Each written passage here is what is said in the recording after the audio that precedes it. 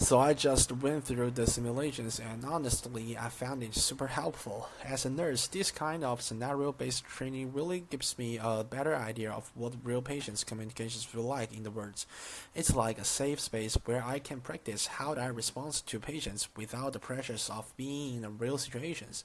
So I think that's really valuable, especially for new or junior nurses, because it helps us building our confidence and experience before facing these situations in the real life.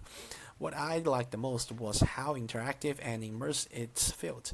I could actually see how my choices changed the patient's reactions. For example, at the first, the patient was anxious and said something like, "No one has attended for me for about 10 minutes." But after I responded with something more caring, he started to climb down. By the end, he even said that, you actually care, thank you," something like that. The kind of feedback really helped me to understand how the tone and empathy can make such a big difference in communications. And now there are something I would like to mention that it could be improved. In the second scenario, the system froze up a little bit, and the wait time before it moved to the next step was really long. I wasn't sure if was that the simulator is still loading or if I needed to click something.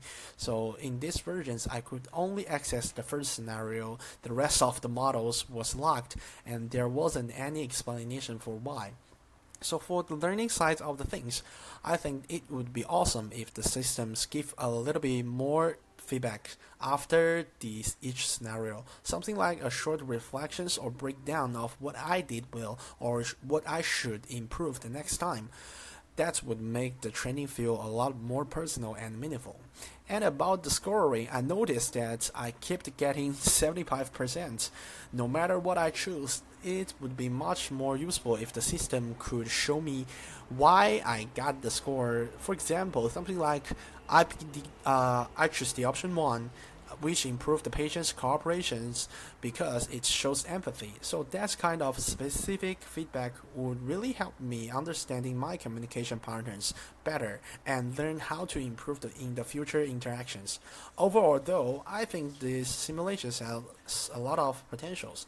It's really engaging a way to help nurses develop our empathy and communication skills, things that are just as important as the clinical skills in the real hospital settings. So thanks.